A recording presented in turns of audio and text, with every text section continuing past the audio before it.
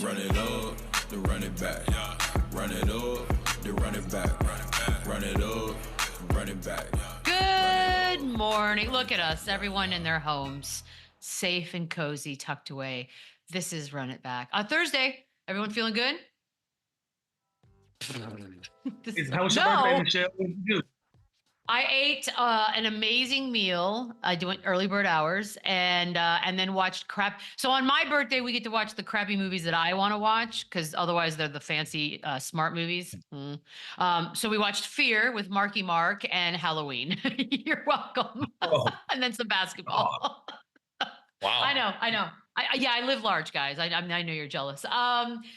You'll be old once. Here's the deal. We've got a couple games we want to talk about, and we want to start out west. The party was in the INTUIT Dome, and unfortunately, the Suns were not having it. They went ahead and beat the Clippers last night. Durant had 25 and 7. It wasn't overtime, if that makes anybody feel better. Bradley Beal with 24. James Harden, 29 points, 12 rebounds, 8 assists. He did miss the game-tying free throw, though, in overtime, which is a bit of a bummer.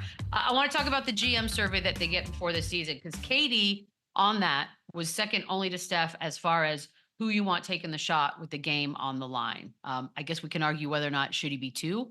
Should he be 1? Where do you guys have him? Chandler. I mean, I think it's what you need. If I need a three-pointer, I'm going Steph Curry for sure. If I need an off-the-block post-up to kind of create your own shot, you can argue that it can be Kevin Durant with his size, with his versatility, with his ability to score the basketball. It's hard to go another way, but obviously it's also hard to go against the greatest shooter of all time too. So I think it matters time. I think it matters possession. I think, do you need a 3? Do you need a 2? Do you need to get to a free throw line? But you can't go wrong with either of these guys. You can see him here. Just no matter what you do, if you crowd him, he's too quick. He's too slippery to go by you. Then he's too tall. If he backs you down, can shoot it over your head. Like, that is a low percent shot for most people in the NBA. And not for Kevin Durant. It's great defense. Amir Coffey cuts him off, makes him spin. James Harden even comes over here and they both contest, and he's just in the gym shooting by himself. So Kevin Durant, Steph Curry, I mean, you can't go wrong either way. But man, KD is insane. Lou, I want to ask you about Bradley Beal. He had 24 points. I think I got that one wrong. But he said he also lost 20 pounds in the offseason because he wanted to be a bit more explosive. I don't know where he found the 20 pounds, but he lost them. Do you think, or how much better do you think this Phoenix Suns team will be with a fully healthy, explosive Beal? Look, it makes them a completely different team. You know, you watched him last year when he missed majority of that season dealing with injuries. They weren't as explosive. You know, teams were able to load up on Devin Booker and Kevin Durant, and it put them in a position to, you know, play basketball that they weren't used to. You know, not Bradley Beal, Devin Booker had to play some point guard, and that wasn't where he's naturally at, and it just puts them in a different position. Now with him back in the rotation, that puts everybody back in their regular positions, and that puts Tyus Jones at the point guard position. But a healthy, in-shape Bradley Beal, you know, watching last night, he was scoring by being available on kickouts and being in attack mode. You know, for him to be the guy you can give the ball to in tough, low-clock situations, that's dangerous for the rest of the Western Conference if he can stay healthy. Now, that's a big if with everything that he's been dealing with the last few years, but just watching him last night, catching the ball in attack mode at all times because he knows teams can't load up and can't help off of him or off of the other guys. He used it to his advantage. It's going to give this Phoenix Suns team a completely different look. That plus 800, Chandler, I think it might be worth putting a couple dollars on that. And listen, they weren't perfect last night by any means. Devin Booker took 9 shots and you can still win a game. Kevin Durant had 0 assists with 7 turnovers. So there was some sloppy basketball there. But the key I noticed, again, was Tyus Jones. He had 0 assists, or 8 assists, 0 turnovers. They actually now have a real true point guard that can set these guys up. You can tell the way they play, it's going to be a different guy every single night. And Devin Booker, if he didn't show us enough, you know, being a role player with Team USA this summer and how he can fit in and play every role, he did the same thing last night. He wasn't a pig offensively. He moved the ball. He didn't take any bad shots. So you could tell Devin Booker has taken that maturity step where he can play second fiddle, third fiddle on any given night. If guys have it going, it is going to be their night. If Grayson Allen has it going, Devin Booker's going to get open a good shot, give up a good shot for him to take a great shot. So it's great to see that growth just maturity wise of Devin Booker, because a lot of times that is a huge factor when you have so much talent of ego and who wants the points, who wants the all-stars, who wants all that. And it's early in one game last night, but it doesn't seem like Devin Booker cares about any of that stuff and just wants to win. So this team is dangerous. This team, they have size, they can defend, they're deep, and they have so much talent in that big three where they're going to outscore you a lot of nights, even when they turn the ball over and don't play great. Well, I'm glad you mentioned that. Oh, sorry. Go ahead, Lou. No, I was just gonna piggyback off what Chandler said and think about it. It's gonna be an 82 game season. There's gonna be about 40 of these nights where Devin Booker is gonna be the best player on the floor. So if the night isn't his night, he's smart enough to know that, listen, I got Kevin Durant to my right, I got Bradley Beal to my left, Tyus is running the show, I got Nurkic in the lane. I'm gonna have plenty of nights where I'm gonna be Devin Booker, where I'm gonna stand out. So like you mentioned, for him not to chase shots and chase having an opportunity to score the basketball a bunch of times and just doing what's needed to win basketball games, that's going to give this Phoenix Suns team a different look. I thought last year that was somewhat of their adjustment period. You know, they didn't know who was going to get the ball in what positions and at what times of the game. Now I think they have that understood. I think they have their clear closer. I think they have a guy that can play in the gaps. And also you got a guy in Devin Booker. Anytime you need him to, he can go off for 30 to 40 points in a row if that's what's needed. Other than that, he knows how to be a role player and knows how to fit in and impact winning. So we know, look, nobody's going to be perfect. And Chandler, you brought up the turnovers. They had 22 turnovers last night, and none of them were made by a point guard. They were also outscored by 20 in the paint. So size-wise, what else can they do there? What are they missing, Lou? Size-wise, they probably can get another backup for Nurkic. You know, that's going to be it. Other than that, I think they're in a great position. Look, you got Kevin Durant playing your four right now, and he's a 7-footer. Obviously, he's not going to get in there and bang with the other guys, and he's not going to be physical. That's not going to be his matchup. But in this new game of today's NBA, where so many teams are playing small ball, that makes them one of the best small ball teams if you have Kevin Durant playing the four. But moving on through that season, if you're going to run into some physicality, you're going to run to some of these teams who have dominant fours and fives, who man the paint, who's going to be physical in the paint as well. You're going to need to address that at some point. So if you can go out in the field in free agency, well, not free agency, during a break or before All-Star and go get you a four, go get you a five, get somebody that's going to be physical in there with Nurkic, I think that helps this team tremendously. Yeah, and Nurkic's got to stay healthy because he's obviously their main guy. They do have Mason Plumlee, who played solid last night in spot minutes, and they have guys like Royce O'Neal who are so versatile they can plug in. Josh Okogie, he's hurt, he didn't play last night. He's one of those guys that I've seen him guard fours and fives last year. Bull didn't get an opportunity last night, so they do have a lot more depth than they showed last night. But I think their weakness is definitely going to be they're a little thin. They're going to get punked certain nights at against bigger, more physical teams, but the NBA has changed so much where it is offensive minded, it is 3-point driven. So there are going to be multiple lineups on the floor with this Phoenix Suns team where Kevin Durant is the center and Royce O'Neal is your power forward. And as hard as it is going to be for them to guard other teams, it's going to be impossible for the opposing team to guard them as well. So I think they could add a little more beef down there, but man, they're really, really good. They're going to win a lot of games. The Clippers are an interesting one. We know obviously Paul George is gone, but the Kawhi Leonard of it all, he's going to miss at least weeks. That's sort of the description, weeks. So James Harden's there, and he led the way last night for his squad. He is 35 years old, however. The window for this team, it's a damn shame because the building's crazy and Ballmer is crazier than the building. And does it feel like, Chandler, we're looking at a lost opportunity here?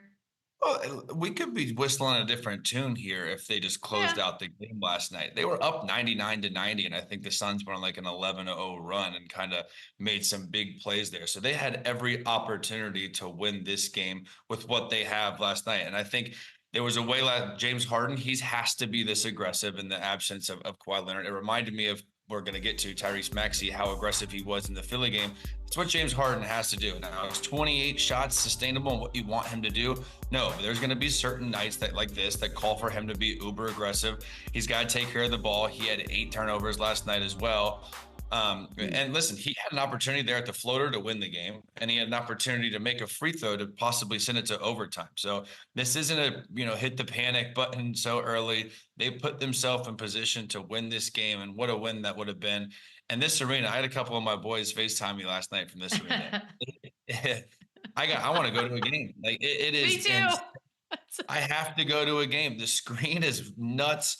There's like, someone told me there's 1,700 toilets, which I think is brilliant, because I hate when you go to a game and you miss 2,000 toilets. So I love that. Like a line, like it is brilliant. The whole noise meter kind of weirds me out. Like, are they listening to conversations? A whole nother topic. But this team is actually, they played pretty good last night, but James Harden has to be this aggressive while Kawhi's out for them to win games. And he showed last night, he's still very capable. 29, 12, and 8. That's a hell of a game, no matter how many shots you get up. Yeah. Listen, I thought he got off to a slow start, but he got it going in the third. He was dominant in the third quarter, but at 35 years old, I think it's time for him to start realizing parts of his game. It's time to evolve parts of it. It's him being ball dominant and everything. You can tell that defenses are up. They're learning about when he's going to lob the ball. They're learning about when he's going to attack. And he got into some trouble in there. And maybe that's just the first game of the season, and he's getting his feet back up under him. But I want to see him catch the ball closer to the rim now and be creative from there. If you catch that ball 18 feet, where you can take one dribble and now you're a lob threat, you're a threat going to the rim. Now teams have to guard you. Honestly, I think that makes him more explosive, and play off the ball a little bit. Let Terrence Mann bring it up the court every once in a while. Let Norman Powell bring it up once in a while where you're getting it off a dribble handoff, and now you're in attack mode from the three-point line, So I think those little tidbits throughout the game, play a game inside of the game where you can be a little bit more efficient with your energy and less dribbling up the floor. And, that puts him in a position to, like I said, to be creative where you can catch it at 18 feet. So if you're going to get into the free throw game, you're going to get into your floaters, you're looking at 1 or 2 dribbles before you get into that bag. And so I think now is the time at 35 years old, you find different ways to create and be energetic and be efficient on the offensive end. And that's what James needs to do, in my opinion. And you know what's great, Lou? I didn't watch this game last night. If I'm a Clipper fan, like, oh man, we're going to suck. I didn't think that. I didn't think that at all. I think Zubac looked great. I think Norman Powell had flashes. I think they have enough to win games. It's just they desperately need a Kawhi Leonard in there to, have any shot of being a contender. Now, look, what I saw? Chris Dunn to Kevin Porter Jr., Amir Coffey, Norman Powell. Defensively, they're a solid basketball team. Then I started looking like, okay, they can defend their asses off. They're going to get a lot of stops, but who's on the court in this second group going to score the basketball? Porter Jr. was trying to do it. He was taking some questionable shots for me, but he was aggressive, and that's what they need him to be. They need him to be aggressive on the offensive end. But if you put a Kawhi Leonard back into that lineup, that gives him more of the balance of who this basketball team is. But defensively, I think they're going to give themselves an opportunity to win a lot of basketball games with the roster that they put together. I'm throwing it out there since we're going to be in LA for the next couple of weeks. Field trip to a Clippers game. So putting that out there, bosses, make it happen. All right, there was another game last night. The big marquee game of the night. The first one was Bucks at Philly.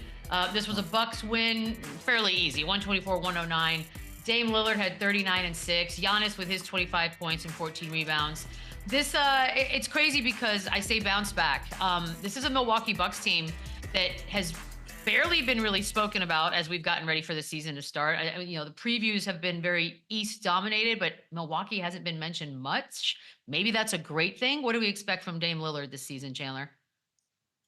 What he did last night, and he's one of the greatest shooters also of all time, and he can get so hot. And what they did last night, this pick and roll with him and Brook Lopez is really unguardable because you can't really blitz or you can't really show too hard because Brook Lopez is such a great outside shooter, and he still struggled. He was 1 for 6 last night, but he got so many good looks just being in that 2-man game with Damian Lillard. So you almost have to blitz him in that, get the ball out of his hands, and then try and make Brook Lopez make plays kind of in the pocket there. But Listen, when he gets going like that, nobody in the world can guard him. And I truly believe no matter what team Damian Lillard is going to be on, he is their closer. And he looked last night. I thought Giannis kind of struggled last night. He was a little passive. And you still look at the box score last night. He had 25, 14, and 7, and missed 7 free throws. So listen, I think they are perfectly fine with nobody talking about them. I think they love that everybody thinks the Celtics or it's the runaway team. When you look at the pieces they added to on the wing, I love Gary Trent. I love Taurean Prince. These are 2 just 3-and-D guys that provide you outside shooting, that defend, that know their role. So this team got better. And to me, I know how great Giannis is. It all is dependent on Damian Lillard. If he can continue to be an all-NBA talent this season, which there's no doubt in my mind he will. And it's always a question, Chris Middleton. They look so good and so deep last night. And their 3rd best player wasn't even on the floor. So this team is very, very good. It's early, but they're going to be there at the end of the Eastern Conference. I got a feeling. I think you hacked my computer and took all my notes, Chandler. Word for word, I was going to say the exact same things. Man, they look good. And Brook Lopez been in that pick and roll with Dame. They almost looked unstoppable. And that's why Doc Rivers is going to be a Hall of Fame coach. He's finding ways to make this team better from last year. You know, I was calling for them to play Giannis more in the pick and rolls where you have to pick your poison. Giannis isn't the guy. They found out that it was Brook Lopez. And then you bring in a Taurean Prince. You bring in a Gary Trent Jr., 2 very capable and serviceable NBA players who's going to do the dirty work, who's going to be spot-up shooters, great 3-and-D guys. Gives you a great balance, man, on both ends of the floor for the Milwaukee Bucks. I don't want to say they're going to be a sleeper pick. It's hard to sleep on them when you got a Dame Lillard and a Giannis and a Chris Middleton that'll come back off of injury. But in a world full of Boston Celtics and New York Knicks lovers, this Milwaukee team is going to be disruptive on that side of the ball. And when you have a guy like Bobby Portis coming off the bench, when you get better when a sub comes in the game, you have something really, really good, great on that roster. And Bobby Portis is so important. He's a bucket. He's versatile. And I know everyone's talking about Wemby being this defensive player of the year. Brook Lopez had 6 quiet block shots last night. He's not the most athletic. He's not even really going to meet you at the rim. He just understands angles. He understands how to play the game. This team has it all, and they are going to be there in the final there at the East. Pat Connaughton, we haven't even mentioned his name. He's such a solid player. And the biggest thing, when you have 2 stars like Giannis and Damian Lillard, you have to fill out the roster with guys that are older, mature, that know their role. And that's exactly what they did. DeLon Wright, I can't think of a better backup point guard for Dame to give spot minutes to come in here and facilitate. So they got better. And if they stay healthy, wow, they're going to be tough. It's friend of the show, Bobby Portis. Shout out. So let's talk Embiid for a second, because the day is young here out in the East Coast, and Sports Talk Radio is roasting him today across the board. And I'm sure TV's doing the same, because he didn't play in the preseason. We know that. And he is going to miss 3 games here as we get things started, including the one last night. And it's for knee injury management. And the management is the key word here, because Shams, shout out to Shams, had the report last night, basically as this game's getting underway, that the league may open up an investigation now into what exactly is going on here. Lou, this is an interesting issue, especially since we are just starting. Where do you stand? Look, if he's hurt, right? But publicly, I don't think they did themselves any favors by predetermining or announcing that he's not going to play in back-to-backs, you know, because you're a fan and you say, okay, he's not going to play in back-to-backs. Then he doesn't play in a season opener. Then you say he's going to miss the next 3 games. So if you're a fan, you're like, well, hell, when the hell is he going to play? Like, when is he going to be available on the floor? We have championship aspirations. You know, we believe in this guy. You bring in Paul George, you give Tyrese Maxey his money. We have high expectations for this group, and Joel Embiid is still unavailable. And then you watch him play in the Olympics. And so, you know, if you're an average fan and you're on the outside looking in, you don't understand the nuances of a day in and day out and how injuries work in the NBA. And so when you put yourself in that position to defend whether he's healthy or not, whether he's a healthy scratch or whether this is preventative, then you start dealing with some bad publicity. And I think that's what you're dealing with. So the NBA investigating this, I think it's fair to say, you know, the fans, we want answers. We want to know, is this a healthy scratch? Is he actually going through this? What's the plan? They want to be inside on the communication. And I think by the NBA opening this investigation, just to kind of get some answers. I think that's a fair thing. And I think it's a fair criticism for the fans to be a little anxious to see what's happening as well. See, what's interesting to me here is let's call a spade a spade. He's hurt. Like, he is clearly hurt. All you had to do is watch the Olympics this summer to see Joel Embiid was not himself. The way he moved just wasn't fluid. He obviously has something going on that's more serious. And Lou knows when you are on the fence of coming back and when you might be coming back, it's always listed day to day. So when you predetermine a full season of no back-to-backs, you're obviously concerned about the longevity of him. You want him to be a, full go in the playoffs, which I understand. But you don't just throw a 3-game, he's out for at least 3 games here, because that just means he's not going to respond. He's not going to be well in the next couple of days, or else he'll just be listed day to day. So I think that's the NBA's beef, is just, how do you know? How can you predetermine that he's out X amount of games before we get there, type of thing? But to me, it's pretty obvious. He's not healthy. I think whether that's, I'd rather him just do a procedure or do something right now to make sure he's ready for the season than just to kind of let this linger and see if time heals it and just continue to watch your team struggle. Because the Sixers without him, they're not very good. Last night I was watching the Milwaukee Bucks, and it just felt like no matter what kind of run, no matter what kind of swing was happening in the game, they just weren't talented enough to literally compete in this game last night. And they have good pieces. They have a solid core, but when you're missing Paul George and Joel Embiid, I mean, that is 60, 70 points off your stat sheet at the end of that game. So the fact of the matter is Joel Embiid is hurt. He's not healthy. He's not himself. So no one knows again how long he's going to be out, but I think they're obviously just protecting him, and they see the year Kawhi Leonard didn't play any back-to-backs and he still played 55, 60 games and they won. So I think they're starting to think that's a recipe, and that might be the plan for them, but the dude isn't healthy. So I don't know, how do you justify that? What do you say? How long do you say he's out? Because it feels like nobody knows. I think that's the NBA's beef. It's just we want answers. It's the And Chandler, management keep in part. mind, yeah, but look, Beadle, keep in mind that they've said forever, it's like he's never playing in a back-to-back again. They didn't say this season. They said he's never playing in a back-to-back again. So again, if you're a fan and you're looking at this, you're like, well, why would I buy season tickets? Why would I come? I will buy my tickets game to game if I'm coming to see Joel Embiid. So if you're the NBA and you have a product to protect, this is fair for them to say, let's look under the hood and see what's going on. I hate the fact that he's going through this, because he's a worldwide talent, and he's going to change the trajectory of any team that he's on, and they're going to have championship aspirations when you have a player like that. But when you predetermine something that's so drastic as saying, hey, look, I'm never playing in back-to-backs again. If you're being criticized for that, and your fan base is a little antsy about it, that is fair. I think they mishandled the PR part of this. And what's weird is like LeBron's probably not going to play back-to-backs, right? But the Lakers didn't say that. Like, you just kind of wait, just let it either happen or not happen. It's weird to predetermine that, I think, as a fan, as the NBA, because then it seems a little fishier than it probably is.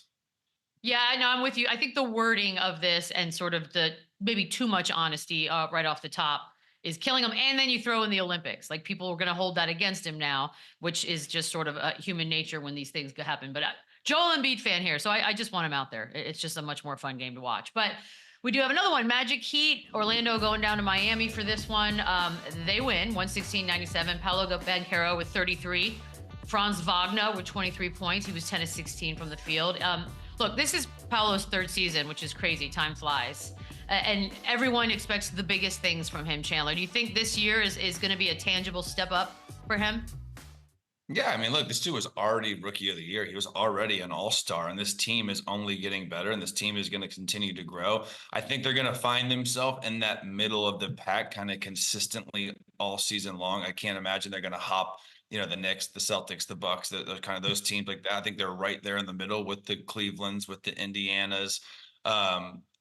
And he is their guy. He is going to put up all-star numbers. So if they're right there in that 4 to 6 seed, he is going to be an all-star. He's going to average 25 and 8 and 4. And he's so versatile. He's like a rugged Carmelo. Like, he can get to his spot. He'll face you up. He's so physical and strong. I'd love to see him work on his outside shooting more, but I think that makes him who he is because he never real settles for jumpers. He goes downhill on you. So I love his game. This was a huge statement game for him, for the Magic. The Heat on the opposite, they have a whole bunch of other issues, but I couldn't ask for a better opening night for this kid. He is going to be a star. It is him and Wagner is that dynamic duo, and them also have a lot of key role pieces around him. They have a vet, Gary Harris, that had a great game last night, but this is his team, and he's going to put up numbers. So if they're anywhere there in the middle of the pack, he's going to be an all-star for the next 10 years. Like, he's that good. Lou, agree? I'll just take you as agreeing. So I'm going to go with you with Jimmy Butler, because Jimmy Butler, we know how last season played out for him. Last night he had 3 points and he was 1 of 8 shooting. I know it's night one, but do we have concerns here? No, it's just a bad night. Jimmy he's a proven winner. He's a proven competitor. He's gonna play better. He's one of those guys that he's gonna address the issues that he's had. And last night it was shooting. If I'm a crazy person, Jimmy Butler's not asleep right now. He's in the gym. He got a sweat going. He's putting up shots. He's trying to correct these things. That's how he's carried himself, throughout his career.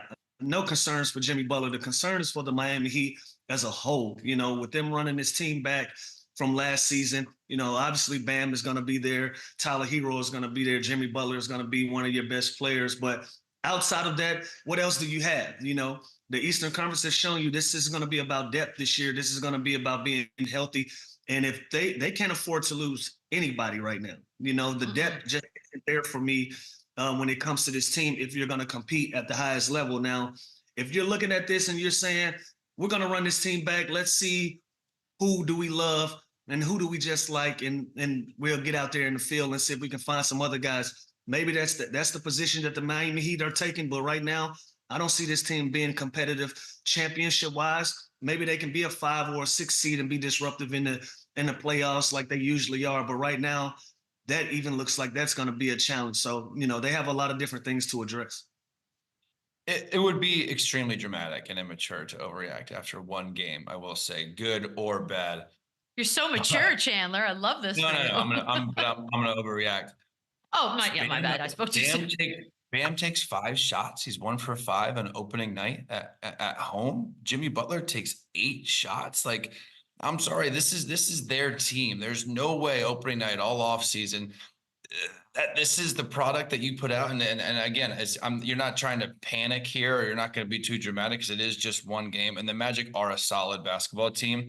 I would just have liked my 2 stars to come out and be aggressive. There's no game ever. I don't care the scenario. I don't care if everyone else on that Miami Heat team is cooking. Bam Adebayo should never take 5 shots, especially against the Orlando Magic. Huh? He should have 5 shots before he get out of bed. Like what are we doing against the Orlando Magic, who kind of are thin up front with Wendell Carter?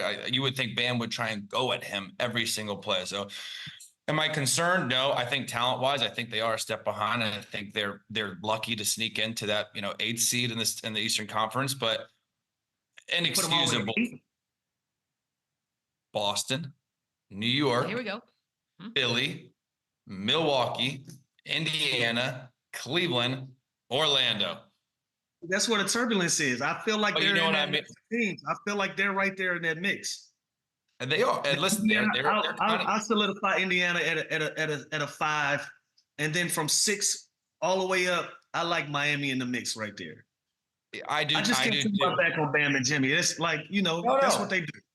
And I'm not turning my back on it either. If they combine for 13 shots, they're not going to be a good team for the rest of the year. They can't do that. They have to be more. We can agree there. Yeah, we can agree. Do you want to start a conspiracy? We can start a conspiracy right now, because last night was also the night they dedicated it at Pat Riley Court. I'll go ahead and say it.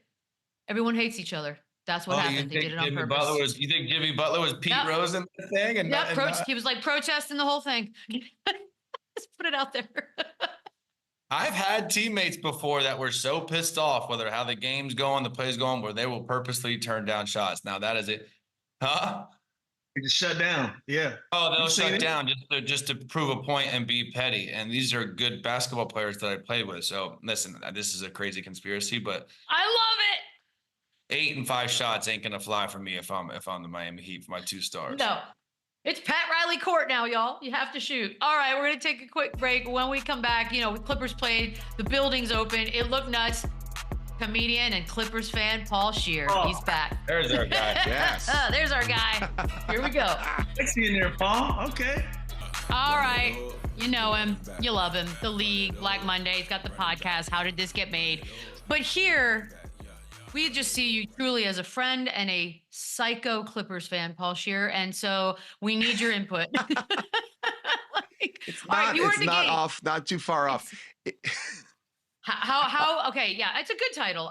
The game last night, we've seen the little pieces of video and it Right. seemed like an amazing party. Take us through the vibes and the atmosphere. Well, look, I feel like it was truly a homecoming for the Clippers in the sense that for many years we have been the roommate to the Lakers. There's a vibe in Staples Center that never felt like our place. And I feel like coming into this new stadium, which is so futuristic, it's scary. I mean, I'm giving up so much of my own identity to walk in there because everything is faceless, or like your face pays for everything. Like, you don't ever take out your phone or a credit card. You don't know what you're buying because you could just take things off the shelf. Whoa, what? Oh, so yeah, wait, it's not even place, Apple Pay. It's like my face is doing it? It's by face. When you walk in, they say like, oh, hello, Paul, because a camera's already hit your face. They know who you are. You walk in through the door. That's when you go into scary. it is nuts. Hell? And again, in any other situation, I would have a major problem with it. But here, I was very excited. I was like, this is brilliant. And I'll tell you, they got it figured out because you go into a gift store and you just take whatever you want, and there's cameras watching you, and they charge you. You get a receipt on your phone after you leave the game. Did you wait? It's amazing. Did you wait in one line for the bathroom? Is that Oh no, yeah. there's so many urinals. I think there's a urinal in every seat. You're not actually, I think the bomber has a guy to go to the bathroom for you. That's how futuristic this place is, no matter what. crazy. I'm dying. But it really is. I think what's so kind of cool about the place is it's beautifully built. It feels like the future, but it's also built to be like a basketball stadium. Like no one's in the hallways. Everyone's watching the game. And that's something that feels really unique. Like when I grew up in New York, so I went to tons of Knicks games. I've been to tons of games at Staples, and everybody's inside. There's no delay. You can get your food. You can go to the bathroom. So you get back inside. That I think is really cool about it. The focus is basketball. It's like a fan-built stadium, and that makes it a little bit different than anything I've ever been to. No, it's amazing. We got to go check it out. I got an opportunity to tour it. They allowed me to shoot an episode of my podcast in there, so it's amazing. But Paul, let's get into the basketball of it all. Yes. Obviously, the Clippers were hoping to have Kawhi last night on opening night. Didn't happen. He's going to miss some time rehabbing that knee. As a fan, how concerned are you? Here's how I think about it. And I say this with absolute love. I'm not counting on Kawhi. Like, I just want to be like, when it will happen, and that will be it. But like, to me, it's sort of like, there's this issue. We don't know what it is. It's going to get better. It won't get better. Who knows? So I'm not counting on it. So I'm looking at the team that we actually have right now, which is a really impressive team. There's a lot of good players there. I think we need probably one more person on offense. I can't wait to see if Kawhi comes back, but in my mind, I've written off Kawhi until December, not based on anything, just based on my emotions. I can't go there and allow myself to be like, when is he coming? When is he coming? So if I push it that far away, I feel better about it.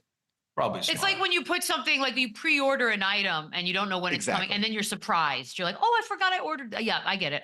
And Weird look, I analogy. know a lot of people are talking badly about Kawhi right now, but I will just remind everybody, he played the most games that he has played, I think, since the Spurs last season. He put up amazing numbers. He's dealing with this issue. It's no joke. It's just, that's what's going on, there. And so I feel like he wants to play. When he'll play great.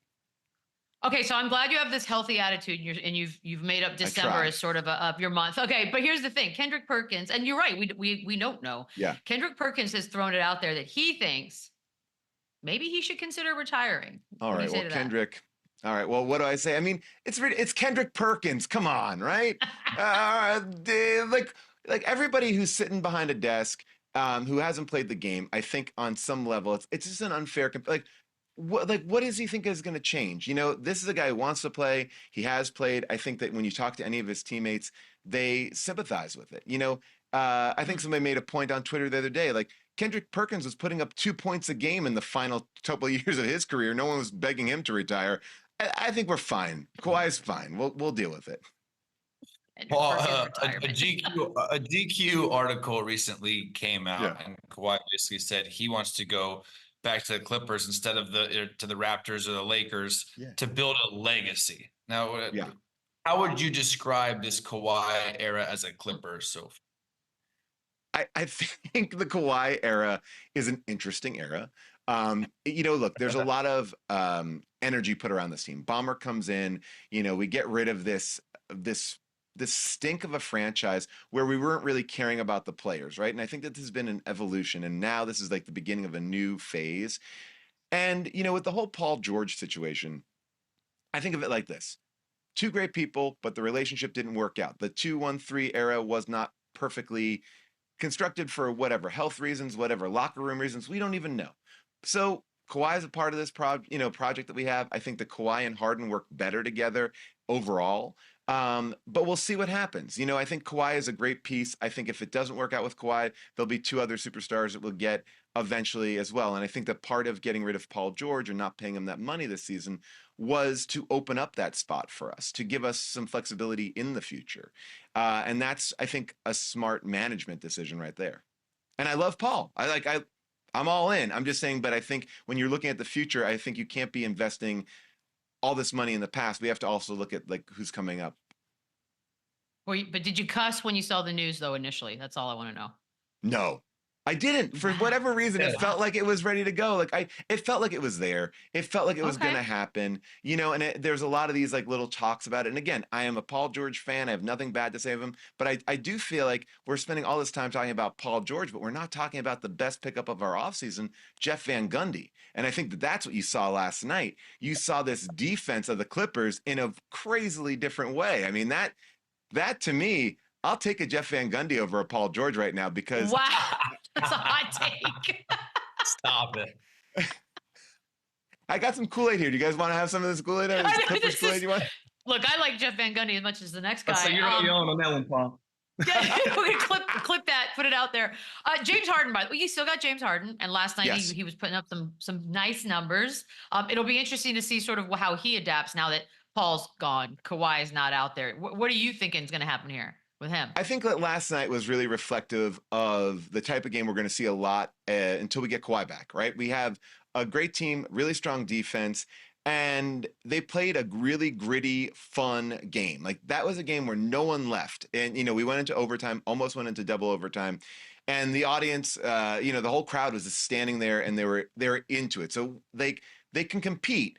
Can they close will be the issue. I think that last night we should have closed. I think that with D-Book getting fouled out, we had the chance. I think unfortunately, like Terrence Mann, who I'm a fan of, got a little like frazzled early on because he got these foul calls right out of the gate. And I think if we stay out of foul trouble, we can probably close a little bit better. But when you look at the points, everyone was sharing the ball last night, and Harden was really quiet in the first half, like with 4 points. But then I think by the end of the game had about 28 points. So that was a pretty he stepped up, and I feel like that's what we need there for the Clippers too. And we need that, you know, we need Harden to be special and maybe not take shots past the free throw line. I mean, that, you know, again, I don't want to be a Kendrick Perkins here, but I say step back just a little bit more. The good news is, Paul, they were in position last night to win the game, right? James Harden makes that floater. He makes one of those free throws. Who knows? So I think they did enough to win. And the Phoenix Suns are also a really good team. So considering all this, are the Clippers this year a playoff team, a play-in team? Like after one game, it's early. What expectations do you put on them? All right. Well, I was this excited to be here because I was thinking about this and I wanted to talk to Lou about this. Like, Lou, you guys had that season, that 2018, 2019 season. And that reminds me of this team right now, which is you have great players that can really play. I think we're going to not come in 13th or whatever people are predicting we're going to come in. I think it's going to be a team that is going to fight. You watch the way that they're playing. and it was fun. And I think the Clippers haven't missed the playoffs. I think they have the longest record in the NBA for not missing a playoff season. So I think we're gonna get there. I think it may not be pretty. I don't think it make sense, but we'll see what happens. I think we're gonna get maybe another offensive piece, just depending on where Kawhi is. I mean, Kawhi has been out since the last time I was on the show. I think the last time I was on the show in April, he was not out yet. So it was like then that knee blew up, and that it's not gone away yet, which is concerning. Well, the difference between that team and this team is the expectation level, right? Like after the Clippers traded Blake away, they kind of figured, we'll just figure it out. And as players, we didn't look at it like that. We were like, yo, we're more than capable. Let's just go out, let's play as hard as we can, and we'll live with the results. And because of that, we earned the respect of, our fan base. I think the difference between then and now is you've put championship caliber expectations on this team with the superstars you have. You went out and got arguably 3 of the top 10 to 15 players in the league, and you put them all on the same basketball team. And then you go to next year and you add a Russell Westbrook to that as well. You have a super high level expectation. And so I think just what's expected from the fan bases are completely different when you compare the two teams. And, even when we brought over Paul, you got to think SGA was in that deal, and he was one of those guys that was with us. And I'm a big SGA guy. I'm always going to root for him and love him to the death because that was somebody that I worked alongside. I saw the potential. I believed in the potential. Do you, as a fan, do you wish that trade never happened and you wish we still had Shea instead? Look, you know more than I do in this, but in my opinion, I feel like we definitely got taken for a ride by OKC. I would have said, and I don't know if you could convince somebody like Kawhi, like, hey, just play half a season with with Shea, but play with him and just see what happens, right? And then make a trade based on that. And I feel like if we did that for half a season, I think you would have seen right away that could have been good. But also you go like, oh well, Shea may not have been able to step up and be who he is on that Clippers team under Kawhi, because maybe OKC allowed him to develop in a certain way. It's hard to go back and say what we should have done. I think that the only thing I know that we shouldn't have done is get John Wall. That to me is the biggest mistake that we made, in the sense that I like John Wall, good player, but at that point we traded away Hartenstein, who I thought was actually a bigger part of what we needed as a team. But we made a lot of decisions you can maybe argue that were made by Paul George or forwarded by Paul George. I know there was some talk also about Lawrence Frank making a lot of these decisions or pushing people away. Like, I don't know about that. I'm not in that locker room, but I will say that I like this team. You're right. There's an expectation here that Kawhi is there, but also because Kawhi is injured and you have Harden doing something that Harden, it's a different team right now. We have a bunch of new players. We have a bunch of people that can step up. It's exciting for me to see. And I also love seeing like these new guys like Kai Jones and Jordan Miller coming in and seeing like maybe this is a year where we get to see some real surprises and we develop a new talent here. But last night and in the preseason, I'm seeing a team that plays very differently. And the one thing I want to say about last night that did concern me, no mention of Kawhi, right? The game started off, they mentioned all their reserve players. They mentioned Mo Bamba, right? He's injured. But they didn't mention Kawhi. They didn't put him anywhere. Kawhi didn't say hello. He was on the bench. But I thought that was a really interesting moment. I don't know if that's just Kawhi being Kawhi, like I don't want to say anything. But it was interesting that this is a man whose face is plastered around the entire stadium. And we don't even get there it is. What's going on? We saw Chuck the Condor. We didn't see Kawhi. What's going on? Something's happening. That's just K. If you know him, you would understand. Right. He's not even as weird as people label him to be. He's just quiet. If he doesn't know you, he's not very friendly. And that's it. Behind closed doors, if you're cool, he's cool. And it's fun. Like, he's one of the funniest guys I've ever played with. But he has this public persona. People think he's just some weird mute dude, and he's not. It's just... And by the way, I like that, though. I love Kawhi. Like I just thought it was weird that you open up a stadium and you don't because they introduced every player, every coach, right? That and you is just weird. don't introduce Kawhi. Please it was do like that what? Wow, I didn't know all that. That's interesting. thanks for coming out. This is exciting. At least do the address. I get it. Yeah. That Yeah, is just kinda wave or just weird. wave, like because it's like they introduced every player. Just have a wave and put them on camera for a second. Only because it's opening night, but I also feel like Kawhi is also like, I'm not on court. I don't want to take focus.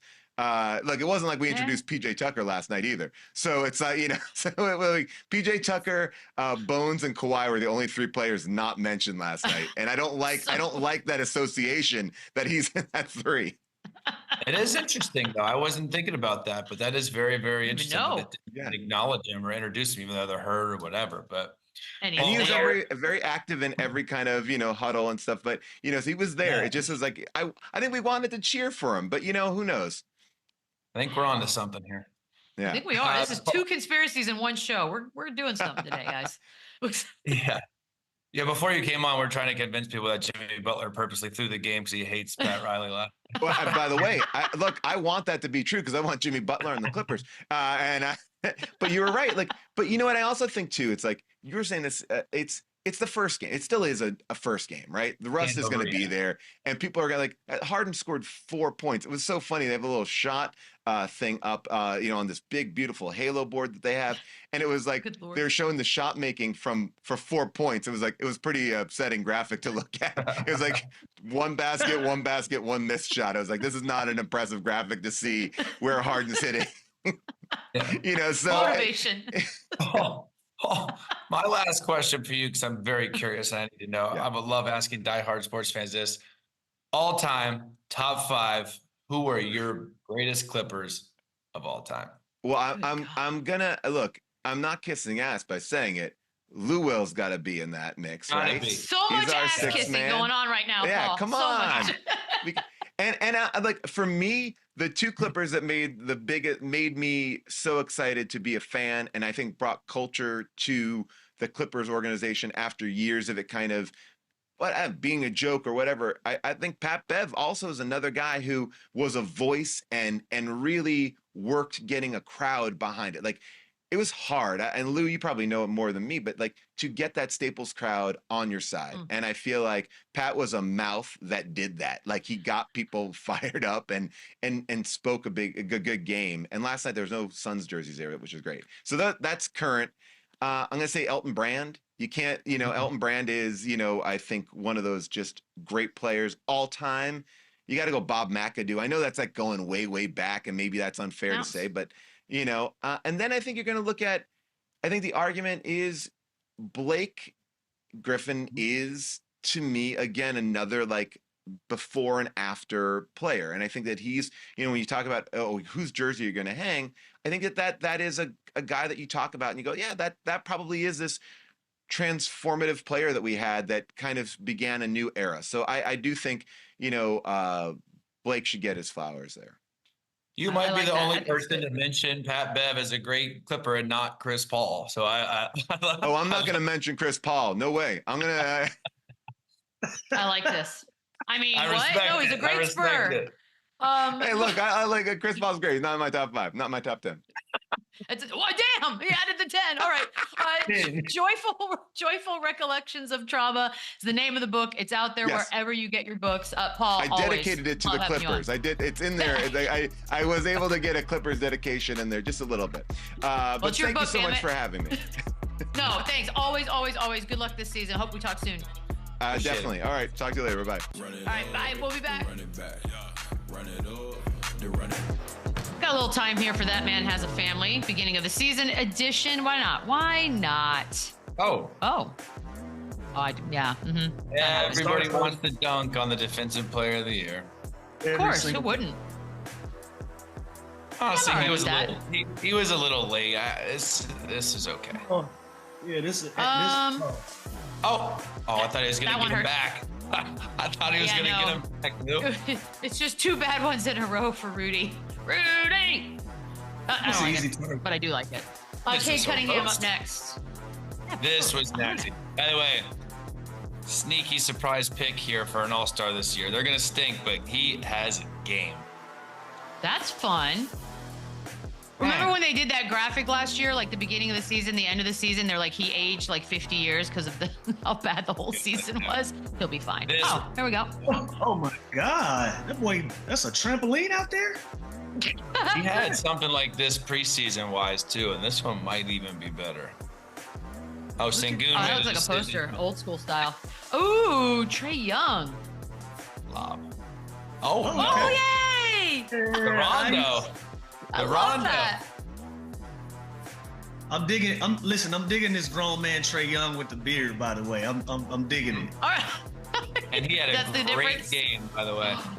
Here we go. It's the beginning of the John Morants. Let's go. Is Never this the too Michael early. Jordan? Is this the right to left? Oh, okay, that's all left. All right, I'm tripping. My bad. No, but I liked your excitement, Lou, and maybe we'll get one. His I thought he changes went right. I thought he went right to left. Here we go.